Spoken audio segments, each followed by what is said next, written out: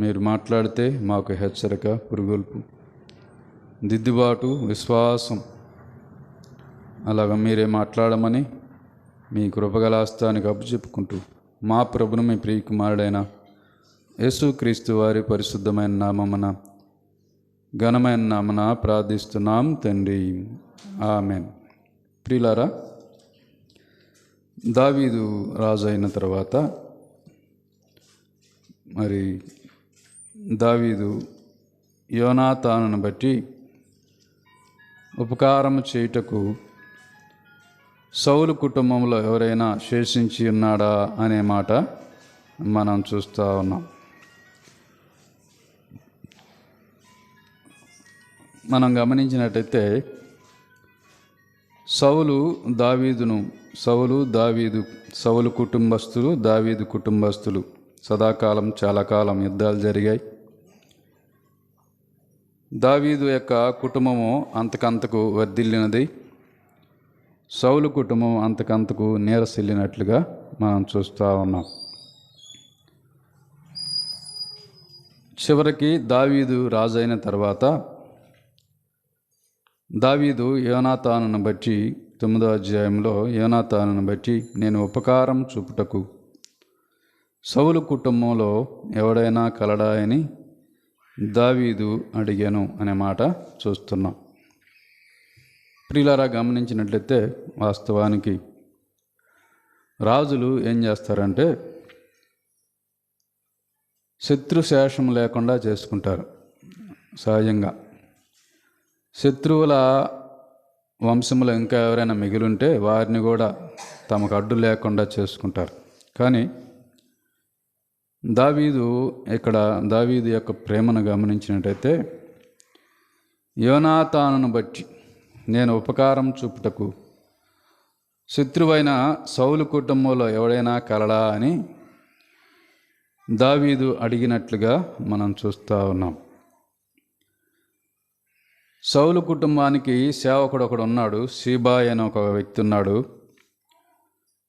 వారు అతన్ని దావీదు వద్దకు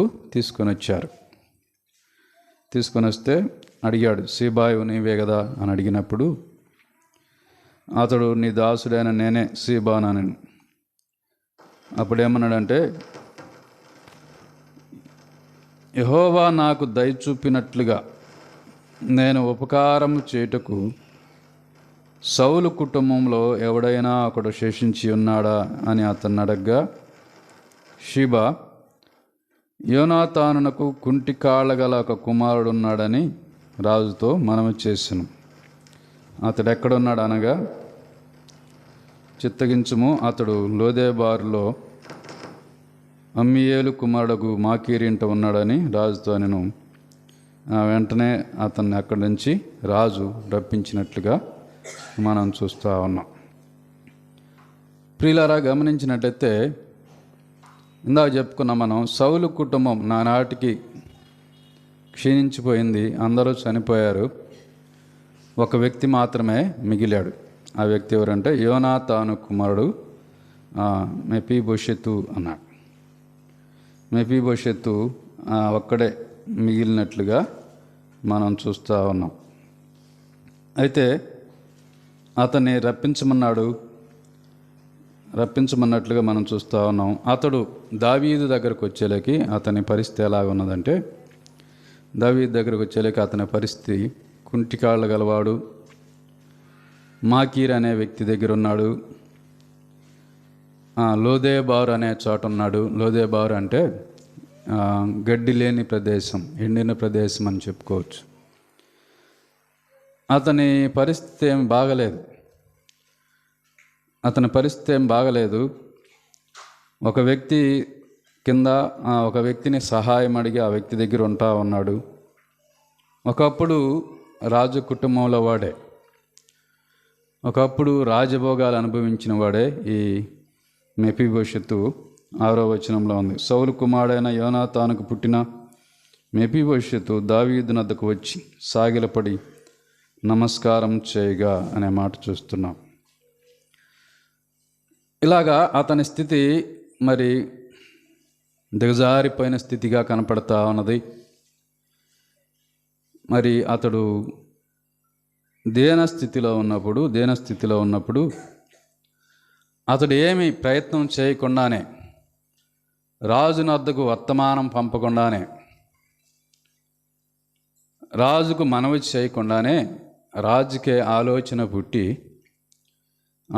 పుట్టి యోనాతానును బట్టి మనం ఉపకారం చేయడానికి సౌలు కుటుంబంలో ఎవరైనా ఉన్నాడా అన్నప్పుడు షేబా అనే వ్యక్తిని తీసుకొచ్చారు. ఆ వ్యక్తి ఇచ్చిన వివరం ప్రకారం యోనాతాను కుమారుడు మెఫీబోషెతు మిగిలిన్నాడు అని తెలియజేశాడు. ఒక మాటలో చెప్పుకోవాలంటే ఇతడు ఏమీ ప్రయత్నం చేయకుండానే, మనవి చేయకుండానే, పోరాటం ఏమీ చేయకుండానే ఒక దినములోనే రాజు ఇతన్ని జ్ఞాపకం చేసుకుని అతన్ని తన యొద్దకు పిలిపించినట్లుగా మనం చూస్తూ ఉన్నాం. ప్రియులారా, గమనించినట్టయితే ఇది కృప అని చెప్పుకోవచ్చు. కృప అంటే అర్థం ఏంటంటే మన ప్రయత్నమేమి ఉండదు, మనమేమి ప్రయత్నం చేయాల్సిన పని లేదు, మనమేమి పోరాడాల్సిన పని లేదు, మనమేమి కష్టపడాల్సిన పని లేదు. దానంతటా అదే దేవుడు మన పట్ల దయచూపగా వచ్చిన దాన్నే కృప అంటాం. ఒక మాట ఉంది కదా, ఎఫెసీయులకు రాసిన పత్రికలో ఒక మాట చదువుకుంటే 2వ అధ్యాయం 8-9 వచనాలు ఏమనుందంటే, ఎఫెసీయులకు రాసిన పత్రిక 2వ అధ్యాయము 8-9 వచనాలు. మీరు విశ్వాసము ద్వారా కృపచేతనే రక్షించబడి ఉన్నారు, అది మీ వలన కలిగినది కాదు, దేవుని వలనే. అది క్రియల వలన కలిగినది కాదు, ఎవడనూ అతిశయపడ వీలు లేదు అన్నాడు. మీరు విశ్వాసము ద్వారా కృపచేతనే రక్షించబడి ఉన్నారు, అది మీ వలన కలిగినది కాదు అన్నాడు. మన రక్షణ, మనం రక్షించబడ్డాము కదా, మన రక్షణ ఆయన కృప ద్వారానే మనకు కలిగినది అన్నాడు. లోకంలో మనకంటే మంచివాళ్ళు ఎంతోమంది ఉన్నారు, చీమలకు కూడా హాని చేయని వారు ఉన్నారు. అయినా దేవుడు మనల్ని ఎన్నుకున్నాడు అంటే అది కృప. అది మీ వలన కలిగినది కాదు, కృపచేతనే మీరు రక్షించబడి ఉన్నారు అన్నాడు. అది క్రియల వలన కలిగినది కాదు అన్నాడు. కృప అంటే అది. కాబట్టి ఈ మెఫీబోషెతు జీవితాన్ని గమనించినట్టయితే, ఇక నా జీవితం ఇంతే, ఇది ఒక దాసుల్లాగా, పైగా అతడు గమనించినట్టయితే కుంటి కాళ్ళు కలిగిన వాడు, ఇతరుల మీద ఆధారపడటమే తప్ప తన పనులు కూడా తాను చేసుకోలేనివాడు. అతని స్థితి దీన స్థితిలో ఉన్నది. అటువంటి స్థితిలో రాజు జ్ఞాపకం చేసుకున్నాడు. ఈ మెఫీబోషెతు ఊహించాడా రాజు పిలుస్తాడని కానీ, తన జీవితం మరలా మారిపోతుందని కానీ ఊహించలా. మనం ఊహించకుండా ఎప్పుడు ఎలాగా కృప మనల్ని దర్శిస్తుందో మనకు తెలియదు. కాబట్టి కృప అంటే అది మన క్రియల వలన కాదు, అది దేవుని వరము అన్నాడు. కాబట్టి ప్రియులారా, ఈ మెఫీబోషెతుకు మరి గమనించినట్టయితే ఒక రాత్రిలోనే అతని జీవితం మారిపోయినట్లుగా మనం చూస్తూ ఉన్నాం. కాబట్టి ప్రియులారా, ఒక మాట ఉంది, రోమీయులకు రాసిన పత్రిక 9వ అధ్యాయం 14వ వచనం. కాబట్టి ఏమందమో దేవుని యందు అన్యాయం గలదా, అట్లనరాదు. అందుకు మోషేతో ఎవరిని కరుణింతునో, మోషేతో ఇలాగ చెప్పుచున్నాడు, ఎవరిని కరుణింతునో వాని కరుణింతును, ఎవని ఎడల జాలి చూపుదును వాని ఎడల జాలి చూపుదును. కాగా పొందగోరు వాళ్ళ వలనైనను ప్రయాసపడు వాని వలనైనది కాదు, కానీ కరుణించు దేవుని వలనే అగును అన్నాడు. అది కరుణించు దేవుని వలనే అగును. కాబట్టి పిల్లరా, ఈ కృప వల్ల, కృప అంటే అర్థం ఏంటంటే ఎవడు ప్రయాసపడకుండా, ఏ విధమైన క్రియ చేయకుండా కరుణించు దేవుని వలన కలిగేది అన్నాడు. కరుణించు దేవుని వలన కలిగేది అనే మాట మనం చూస్తూ ఉన్నాం. ఆయన ఎవరిని కరుణిస్తాడో మనకు తెలియదు, ఎవరిని ఆ కృప దర్శిస్తుందో తెలియదు, ఎప్పుడు దర్శిస్తుందో తెలియదు. ఆ సమయంలో మెఫీబోషెత్తును ఆ కృప దర్శించినట్లుగా మనం చూస్తూ ఉన్నాం. మెఫీబోషెత్తు ఆ రాజు బల్ల యొద్దకు చేరడానికి మొదటిది కారణం ఏంటంటే ఆ కృప అనే మాట మనకు అర్థమవుతా ఉన్నది. కృప అనే మాట అర్థమవుతా ఉంది. రెండవ మాట గమనించినట్టయితే చూడండి. మొదటి సమూయేలు గ్రంథం 18వ అధ్యాయం. మొదటి సమూయేలు గ్రంథం 18వ అధ్యాయము 1వ వచనం. దావీదు సౌలుతో మాట్లాడట చాలించినప్పుడు యోనాతాను హృదయము దావీదు హృదయంతో కలిసిపోయెను. యోనాతాను దావీదును తనకు ప్రాణ స్నేహితునిగా భావించుకొని అతన్ని ప్రేమించెను.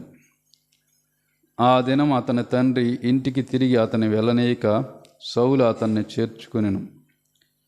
దావీదు తనకు ప్రాణ స్నేహితునిగా భావించుకొని అతన్ని ప్రేమించు యోనాతాను అతనితో నిబంధన చేసుకొనెను.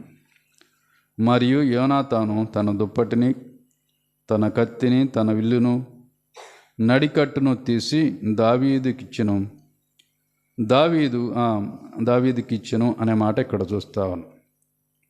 ప్రియులారా, గమనించినట్టయితే ఈ మెఫీబోషెత్తు అక్కడ రాజు యొద్దకు తేబట్టడానికి కారణం ఏంటంటే, గతంలో మెఫీబోషెత్తు తండ్రి దావీదుకు చేసిన ఉపకారం. మెఫీబోషెత్తు తండ్రి ఎవరు? యోనాతాను దావీదుకు చేసిన ఆ ఉపకారం అనే మాట చూస్తాము.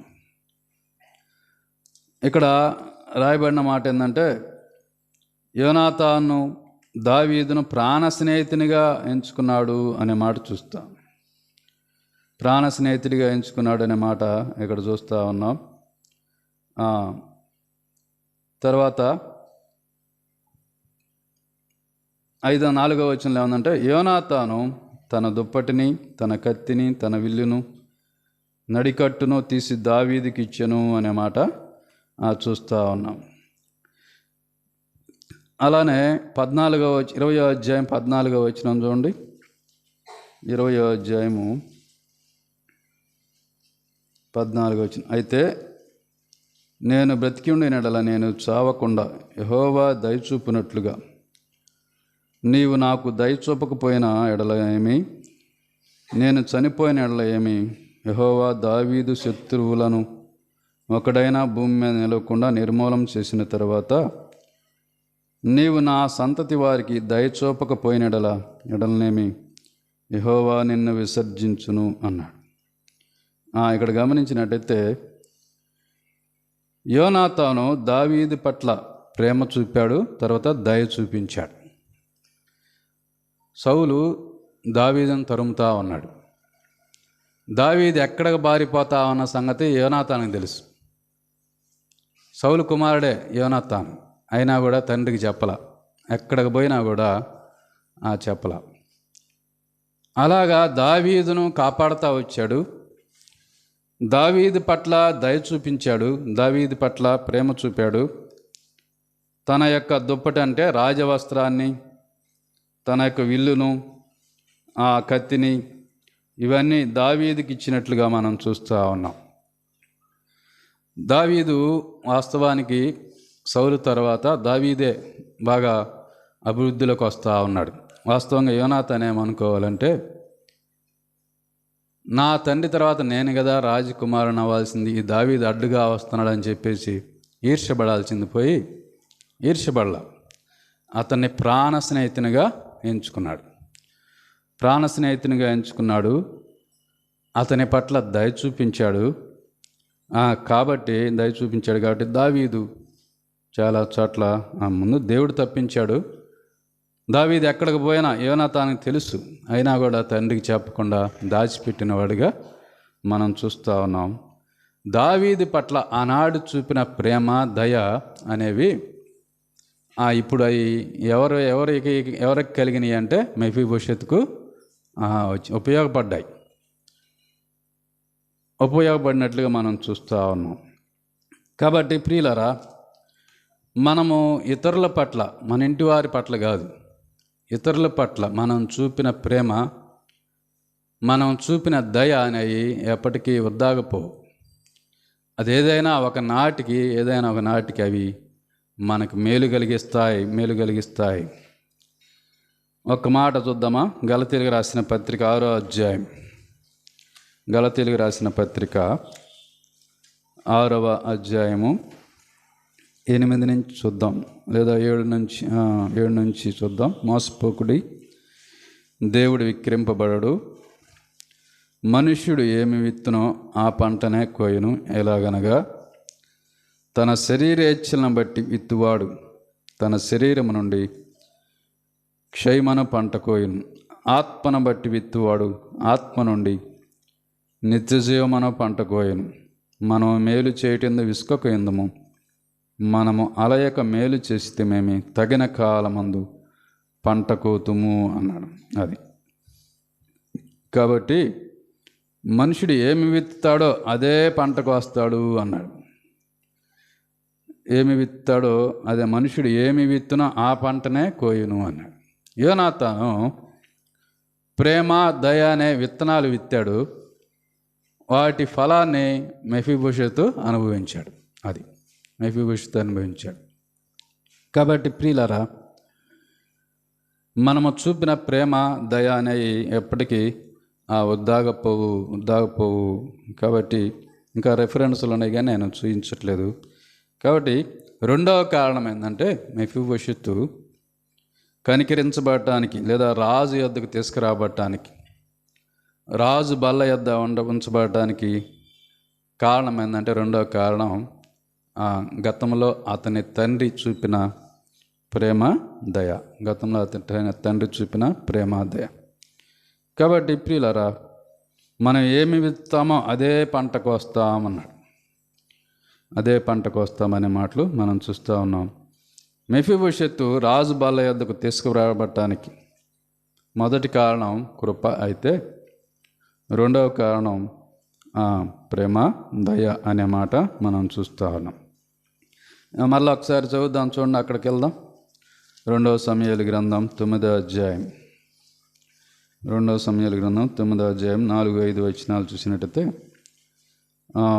అతడు ఎక్కడున్నాడని రాజు అడగ్గా, షీబా చిత్తగించుము, అతడు లోదెబారులో అమ్మీయేలు కుమారుడు మాకీరు అంటూ ఉన్నాడని రాజుతో అనెను. అప్పుడు రాజు అయిన దావీదు మనుషులను పంపి లోదెబారులో ఉన్న అమ్మీయేలు కుమారుడు మాకీరు ఇంట నుండి అతన్ని రప్పించును అనే మాట చూస్తున్నాం. మాకీరు ఇంట నుండి అతన్ని రప్పించును. లోదెబారు అంటే ఇందాక చెప్పుకున్నాం, గడ్డి లేని ప్రదేశం, ఎండిన ప్రదేశంలో ఉన్నాడు. అలాగనే మాకీరు అంటే అర్థం ఏంటంటే, మాకీరు అంటే అమ్మబడినవాడు అని. ఎప్పుడైతే రాజు పిలిపించాడో వెంటనే లోదెబారును విడిచిపెట్టి, మాకీరును విడిచిపెట్టి, లోదెబారును మాకీరును విడిచిపెట్టి రాజు దగ్గరకు వచ్చేసినట్లుగా మనం చూస్తూ ఉన్నాం. 6వ వచనం చూస్తే, సౌలు కుమారుడైన యోనాతానుకు పుట్టిన మెఫీబోషెతు దావీదుని వద్దకు వచ్చి సాగిలపడి నమస్కారం చేయగా, దావీదు మెఫీబోషెతు అని అతన్ని పిలిచినప్పుడు అతడు, చిత్తం, నీ దాసుడని నేనున్నాను. అందుకు దావీదు, నీవు భయపడవద్దు, నీ తండ్రి అయిన యోనాతాను నిమిత్తం నిజముగా నేను నీకు ఉపకారము చూపి నీ పితరుడైన సౌలు భూమి అంతయు నీకు మరలా ఇప్పింతును, మరియు నీవు సదాకాలం నా బల్ల యొద్దనే భోజనం చేయదు అని సెలవియ్యగా అనే మాట చూస్తున్నాం. మెఫీబోషెతు భయపడతా ఉన్నాడు. గతంలో మా కుటుంబానికి దావీదు కుటుంబానికి యుద్ధాలు జరిగినాయి. ఎందుకు రాజు పిలిపించాడని భయపడతా ఉంటే అప్పుడు దావీదు అన్నమాట ఏంటంటే భయపడవద్దు అని, నీ తండ్రి అయిన సౌలు భూమి అంతా నీకు ఇప్పించేదను అన్నాడు. రాజులకు భూమి ఎంత ఉంటుంది? 1 ఎకరం 2 ఎకరాలు ఉంటుందా? చాలా ఉంటుంది, 1000 ఎకరాలు ఉంటాయి. మొత్తం మరలా అతనికి ఇప్పించేశాడు. ఆ మెఫీబోషెత్తుకు మళ్ళా అతని భూమి అంతా, వారి పితరుల భూమి అంతా అతనికి ఇప్పించేసినట్టుగా చూస్తూ ఉన్నాం. అంత మాత్రమే కాదు, సదాకాలం నీవు నా బల్ల యొద్దనే ఉండాలని సెలవిచ్చాడు. అప్పుడు మెఫీబోషెత్ అన్నమాట ఏంటంటే 8వ వచనం, అతడు నమస్కరించి, చచ్చిన కుక్క వంటి వాడైన నా ఎడల నీవు దయచూపుటకు నీ దాసుడకు నేను ఎంతటి వాడను అనెను. అప్పుడు రాజు సౌలు సేవకుడైన సీబాను పిలువనంపించి, సౌలును అతని కుటుంబమునకును కలిగిన సొత్తంతటిని నీ యజమాని కుమారుడికి నేను ఇప్పించి ఉన్నాను అన్నాడు. కాబట్టి మెఫీబోషెత్తు అంతకుముందు స్థితిని చూసుకున్నాడు.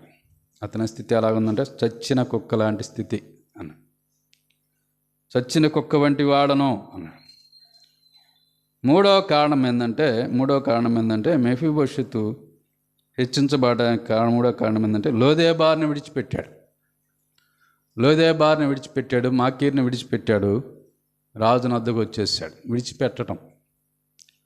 విడిచిపెట్టుట ద్వారా మనకు ఆశీర్వాదం అన్నది. దేవునికి ఆయాసకరమైనవి ఏమేమి ఉన్నాయో, మాకీర్ అంటే అమ్మబడినవాడు అని అర్థం. ఒక్కోసారి సాతాను ఒక్కొక్కరికి ఒక్కొక్క ఎర వేస్తాడు. కొంతమందికి ధనాన్ని ఎరేస్తాడు. సంసోనికి ఏం ఎరేసాడంటే స్త్రీని ఎరవేశాడు. బిలాముకి ఏం ఎరేసాడంటే ధనాన్ని ఎరవేశాడు. ఇలాగా ఒక్కొక్కరికి ఒక్కొక్క దాని చేత సాతాను ఏం చేస్తాడంటే వారిని కొంటాడు. కాబట్టి ప్రియులారా, అటువంటి స్థితిని అంతా విడిచిపెట్టేశాడు. లోదేబారును మాకీర్ని విడిచిపెట్టి రాజు చెప్పగానే రాజు ఎద్దుకు వచ్చేసినట్టుగా చూస్తాను. అయ్యా నేను ఇక్కడే ఉంటాలే, ఇంకెందుకులే, ఇక్కడే ఉంటాను, నా జీవితం ఇంతేలే అని అతడు అక్కడే ఉన్నట్టయితే ఆశీర్వాదం పొందేవాడు కాదు. కానీ లోదేబారును విడిచిపెట్టు ద్వారా అతడు ఘనత పొందినట్లుగా మనం చూస్తూ ఉన్నాం. చూడండి, రాజు బల్ల యొద్ద ఉన్నాడనే మాటలు చాలాసార్లు ఉన్నాయి. 10వ వచనం చూసినట్టయితే, కాబట్టి నీవును నీ కుమారులు నీ దాసులు అతని కొరకు ఆ భూమిని సాగుబడి చేసి నీ యజమాని కుమారుని భోజనముకై ఆహారం కలుగునట్లు నీవు దాని పంట తేవలను. నీ యజమాని కుమారులైన మెఫీబోషెత్ ఎల్లప్పుడూ నా బల్ల యొద్దనే భోజనం చేయనని సెలవిచ్చెను. 11వ వచనం 4వ లైన్లో ఏముందంటే, కాగా మెఫీబోషెతు రాజకుమారులో ఒకడైనట్టుగా రాజు బల్ల యొద్దనే భోజనం చేయుచుండెను. చివరి 13లో మెఫీబోషెతు యెరూషలేములో కాపురముండి సదాకాలము రాజు బల్ల యొద్ద భోజనం చేయుచుండెను. అతని కాళ్ళు 2 కుంటివి అన్నాడు. అతని కాళ్ళు 2 కుంటివి. అతడు రాజు పిలవగానే వచ్చుట ద్వారా కుంటి కాళ్ళు కలిగిన వాడైనా శక్తి లేని వాడైనా రాజు పిలవగానే వచ్చేసాడు. రావటంతో రాజకుమారులో ఒకడిగా బ్రతికాడు. సదాకాలం రాజు బల్ల యొద్దనే భోజనం చేస్తూ ఉన్నాడు. అంతకుముందు ఎటువంటి స్థితిలో ఉన్నాడో, ఎండిన భూమిలో ఉన్నాడు. కాబట్టి అటువంటి స్థితిలో నుండి ఇప్పుడు ఘనతకు వచ్చేసాడు. అంతకుముందు 2 కాళ్ళు లేనివాడు కాబట్టి ఎవడు అతన్ని సహాయం చేయవాడు కానీ ఎవరు లేరు, ఎగతాళి చేసేవాళ్ళే ఎక్కువ ఉన్నారు. కానీ ఇప్పుడైతే రాజు పక్కనే ఉంటాడు కాబట్టి ఎవరైనా ఎగతాళి చేయగలరా? ఎగతాళి చేయలేరు. ఆ చివరిలో ఒక మాట రాయబడింది, అతని కాళ్ళు 2 కుంటివి అని. అయినా కూడా దాని అర్థం ఏంటంటే 2 కాళ్ళు కుంటివి అయినా కూడా రాజు పిలవగానే వచ్చేసాడు. కాబట్టి అతడు రాజకుమారుల ఒకడుగా సదాకాలం రాజు బల్ల యొద్ద భోజనం చేసేవాడిగా ఉన్నాడు అనే మాట చూస్తున్నాం. ప్రియులారా, గమనించినట్టయితే అతడు అటువంటి ఆశీర్వాదం పొందడానికి కారణం ఏంటంటే లోదెబారును విడిచిపెట్టాడు. ప్రియులారా, గతకాలం మనము దేవుడు పిలిచినా కూడా దేవుని సన్నిధికి ఎంతకాలము ఎన్నో మార్లు దూరంగా ఉన్నాం. కాబట్టి ఆ లోదెబారును విడిచిపెట్టాలి. ఈ నూతన సంవత్సరంలో అయినా విడిచిపెట్టేసి దేవునికి దగ్గరగా ఉండాలి. అప్పుడు ఆశీర్వాదం పొందుతాం. ఫిలిప్పీయులకు రాసిన పత్రికలో పౌలు అన్నాడు, అయితే నేను ఒకటి చేయుచున్నాను, వెనుకున్నవి మరిచి ముందున్న వాటి కోసమై నేను వేగిరపడుచున్నాను అన్నాడు. మర్చిపోవాలి. దేవునికి ఆయాస్కరమైన అన్ని విడిచిపెట్టాలి. ముందు దేవుని కోసం మనము పరిగెత్తాలి అనే మాట చూస్తాం. కాబట్టి రాజు పిలవగానే వచ్చాడు. లూకాసు వార్తలో కూడా రాజు పిలిచాడు, కానీ వాళ్ళు రాలా. మరొక ఒక్క మాట చూస్తే గుర్తు చేస్తా. లూకాసు వార్త 14వ అధ్యాయం 16వ వచనం. లూకాసు వార్త 14వ అధ్యాయము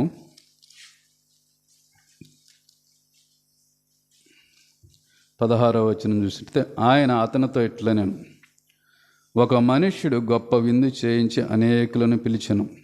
విందు కాలమందు అతడు ఇప్పుడు సిద్ధమై ఉన్నది రండని పిలువబడిన వారితో చెప్పుటకు తన దాసుని పంపెను. అయితే వారందరూ ఏక మనస్సుతో నెపములు చెప్పసాగిరి. మొదటివాడు, నేను ఒక పొలమును కొని ఉన్నాను, అవశ్యముగా వెళ్ళి దాన్ని చూడవలనని, నన్ను క్షమింపవలనని నిన్ను వేడుకొనుచున్నాను. మరి ఒకడు, నేను 5 జతల ఎడ్లను కొని ఉన్నాను, వాటిని పరీక్షించ వెలుచున్నాను, నన్ను క్షమింపమని వేడుకొనుచున్నాను. మరి ఒకడు, నేను ఒక స్త్రీని వివాహం చేసుకున్నాను, అందుచేత నేను రాలేనని. అప్పుడు దాసుడు తిరిగి వచ్చి ఈ మాటలు తన యజమానికి తెలియజేయగా, ఆ ఇంటి యజమానుడు కోపపడి, నీవు త్వరగా పట్టణం వీధుల్లోనికి సందుల్లోనికి వెళ్ళి బేదలను, అంగహీనులను, కుంటివారిని, గుడ్డివారిని ఇక్కడికి తోడుకొని రండని ఆ దాసునితో చెప్పాను. అప్పుడు ఆ దాసుడు, ప్రభువా, నీవు ఆజ్ఞాపించినట్లు చేసి తిని ఇంకనూ చోటు ఉన్నదనగా ఆ యజమానుడు, నా ఇల్లు నిండునట్లు నీవు రాజమార్గంలోనికి కంచెల్లోనికి వెళ్ళి లోపలికి వచ్చుటకు అక్కడ వారిని బలవంతం చేయము. ఏలైనగా పిలువబడిన ఆ మనుషుల్లో ఒకడును నా విందు రుచి చూడడని మీతో చెప్పుచున్నానన్నాడు. 16వ వచనంలో కూడా ఏముందంటే పిలువబడిన వారు అన్నాడు. 17వ వచనంలో విందు కాలమందు అతడు ఇప్పుడు సిద్ధమై ఉన్నది రండని పిలువబడిన వారితో అన్నాడు. ముందుగానే పిలువబడ్డారు. పలానా రోజు విందున్నది రండి అని పిలిచారు. మనం కూడా పిలువబడ్డాం. రోమీయులకు రాసిన పత్రికలో 1వ అధ్యాయం 9వ వచనం ఏంటంటే, తన కుమారుని సహవాసమునకు మిమ్మల్ని పిలిచిన దేవుడు నమ్మదగినవాడు. సహవాసానికి పిలిచాడు. మనం పిలువబడిన వారమే, అయినా కూడా దేవునికి దూరస్తులం అయిపోయాం. జీవజల ఓట లాంటి ప్రభువుని విడిచి ఎండిన ప్రదేశం వైపే మరలా తిరుగుతూ ఉన్నాం. అది ఆశీర్వాదం కాదు. కాబట్టి ప్రియులారా, ఈ మెఫీబోషెతు ఎండిన ప్రదేశాన్ని విడిచిపెట్టాడు. వెంటనే రాజు మాట విని రాజు యొద్దకు చేరాడు. ఆశీర్వాదం పొందినట్లుగా మనం చూస్తూ ఉన్నాం. కాబట్టి ప్రియులారా, రాజు బల్ల యొద్ద భోజనం చేస్తూ ఉన్నాడు. మంచి పదార్థాలతో తృప్తిపరచబడతా ఉన్నాడు. ఆ భోజనం అనగా సహవాసం. ప్రభుతో సహవాసం కోల్పోయామేమో, గత సంవత్సరం కోల్పోయామేమో. మరలా మొదలు పెడదాం, ప్రార్థన చేసుకుందాం, వాక్యం చదువుదాం, దైవ సన్నిధి ఎప్పుడు విడిచిపెట్టకుండా ఆయన సహవాసంలో ఉందాం. నేను ఒక మాట చెప్తా. ఇప్పుడు దేవునికి మనకి మధ్య సంబంధం ఉన్నది. ఆ సంబంధం ఎప్పటికీ తెగదు, సహవాసం మాత్రం తెగిద్ది. దేవునికి దూరంగా ఉన్నప్పుడు సహవాసం మాత్రం తెగిపోతుంది. మరలా పాప క్షమాపణ ఆయన దగ్గర ఒప్పుకొని, దేవునికి విరోధమైనవి చేసినవి ఒప్పుకొని మరలా ఆయన యొద్దకు వస్తే, ఆయన దగ్గరికి వస్తే ఆ సంబంధం మరలా పునరుద్ధరించబడుతుంది. కాబట్టి ప్రియులారా, మనం ఎప్పుడైతే ఆయన నమ్ముకున్నామో ఆయన బిడ్డలముగా మార్చబడ్డాం, ఆయన పిల్లలముగా మార్చబడ్డాం. కాబట్టి ప్రభువు కోరుకునేది ఏంటంటే, నా యొద్దకు రండి, నా సహవాసానికి రండి, నాతో భోజనం చేయండి అని కోరుతూ ఉన్నాడు. అక్కడ ప్రకటన గ్రంథంలో రాయబడింది. అది మనం అప్పుడప్పుడు దేవుని ఎరగని వారికి అని చెప్పుకుంటాం, కానీ అది నమ్ముకున్న వారికే. ప్రకటన గ్రంథంలో 3వ అధ్యాయంలో 20వ వచనంలో ఏమనుందంటే, ఇదిగో నేను తలుపు నొద్ద నుండి తట్టుచున్నాను, ఎవడైనను నా స్వరం విని తలుపు తీసినడలా నేను అతని యొద్దకు వచ్చి అతనితో నేనును, నాతో కూడా అతడును భోజనము చేయదము. అది సహవాసం. తండ్రితో సహవాసాన్ని మనం ఎప్పుడు కోల్పోకూడదు, దేవునితో సహవాసాన్ని కోల్పోకూడదు. ఆయన ఏమి కోరుకుంటున్నాడంటే, ఎల్లప్పుడూ నా యొద్దనే ఉండాలి అని కోరుకుంటా ఉన్నాడు. దావీదు గురించి ఒక మాట చదివి నేను ముగిస్తా. 63వ కీర్తనలో ఒక మాట చదువుకుంటే 4 నుంచి, 63వ కీర్తన 4 నుంచి చదువుకుంటే, నా మంచం మీద నిన్ను జ్ఞాపకం చేసుకుని రాత్రి జాములందు నిన్ను ధ్యానించినప్పుడు క్రొవ్వు మెదడు నాకు దొరికినట్లుగా నా ప్రాణము తృప్తి పొందుచున్నది. ఉత్సహించు పెదవులతో నా నోరు నిన్ను గూర్చి గానము చేయుచున్నది. కాగా నా జీవితకాలమంతయు నేను ఇలాగ నిన్ను స్తుతించెదను. నీ నామమును బట్టి నా చేతులెత్తెదను. నీవు నాకు సహాయుడు అయింటివి.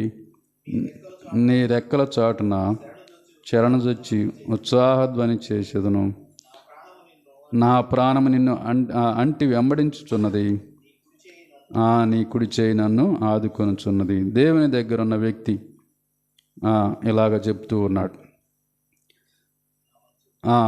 మంచం మీద నిన్ను జ్ఞాపకం చేసుకున్నప్పుడు, రాత్రికాలం నిన్ను ధ్యానిస్తూ ఉన్నప్పుడు అన్నాడు. దేవునితో సహవాసంలో ఉన్నవారే ధ్యానించగలరు. క్రొవ్వు మెదడు దొరికినట్లుగా, రాజు బల్ల యొద్ద అతనికి మంచి పదార్థాలతో అతడు మెఫీబోషెతు తృప్తి పొందినట్లుగా దేవుడు మనల్ని కూడా తృప్తిపరుస్తాడు, క్రొవ్వు మెదడు దొరికినట్లుగా అన్నాడు. తర్వాత, నా జీవితకాలం అంతా నేను నిన్ను స్తుతిస్తాను, నీ నామమును బట్టి నా చేతులు ఎత్తేదను అని. సహవాసం ఎప్పుడు పెరిగిద్దంటే, వాక్యం చదువుట ద్వారా, ప్రార్థన చేయటం ద్వారా. వాక్యం చదువుట ద్వారా దేవుడు మనతో మాట్లాడతాడు. మనం ప్రార్థన చేయటం ద్వారా మనం ఆయనతో మాట్లాడతాం. ఈ యొక్క సహవాసం బలముగా ఉండి అప్పుడు ఆశీర్వాదాలు పొందుతాం. దేవునికి దూరముగా ఉండి, లోదేబారులో ఉండి మనమేం పొందలేం. దేవునికి దూరంగా జరిగి ఎండిన భూమిలో ఉండి మనమేం పొందలేం. కాబట్టి దావీదుకున్న ఒక మంచి లక్షణం ఏంటంటే, సౌలు జీవితాన్ని గమనించండి, దావీదు జీవితాన్ని గమనించండి. సౌలు దేవుని మాట వినలా. దావీదు అంతకంటే పెద్ద పాపం చేశాడు.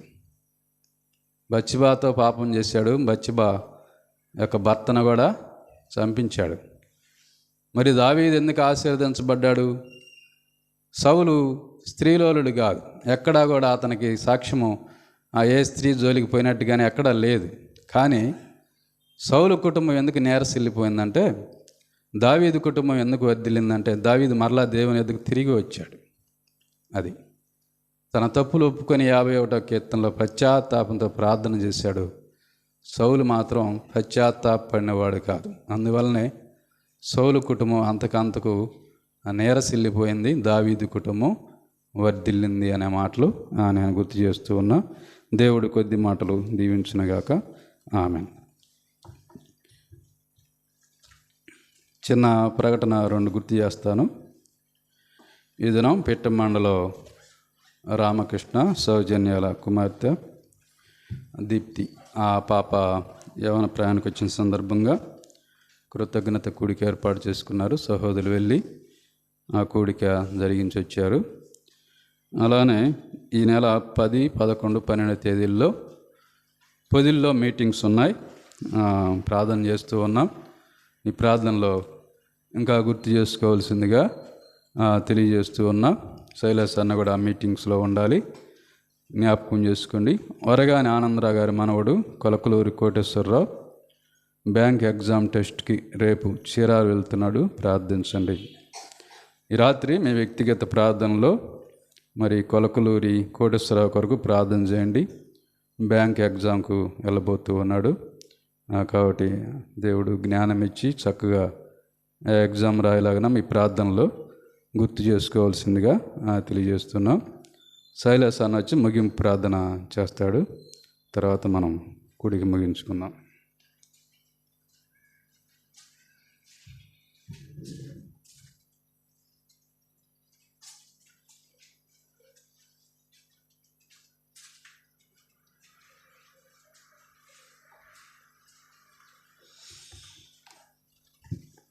అందరికీ ప్రభువు నామమున వందనాలు.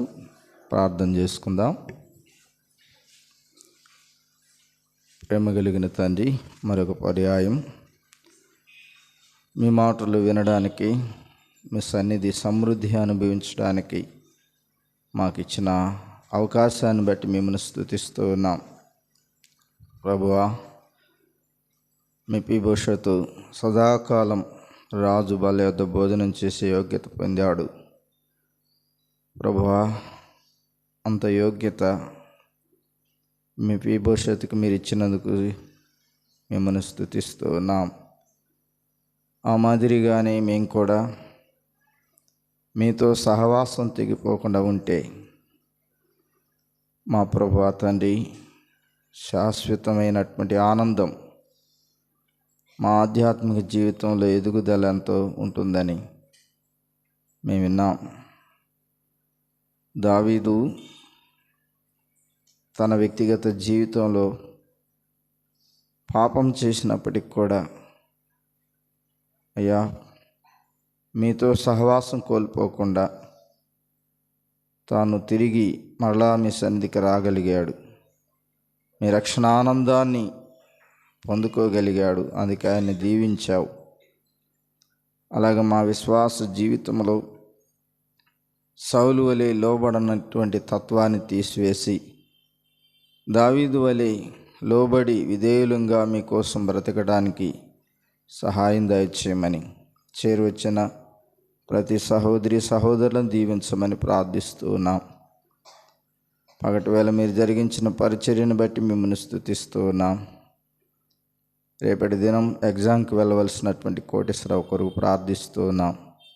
అయ్యా, మీరే కృప చూపి ఆ బాబుకు కావలసినటువంటి దీవెన, మీ జ్ఞానం ఇచ్చి మంచిగా ఎగ్జామ్ రాయడానికి కృప చూపించమని, యేసుక్రీస్తు ప్రభువారి అలాగే వాక్యం అందించిన మీ దాసుని ఇంకను బలపరచమని యేసు ప్రభువును అతి శ్రేష్టమైన నామమునే ప్రార్థించి వేడుకొనుచున్నాం తండ్రి.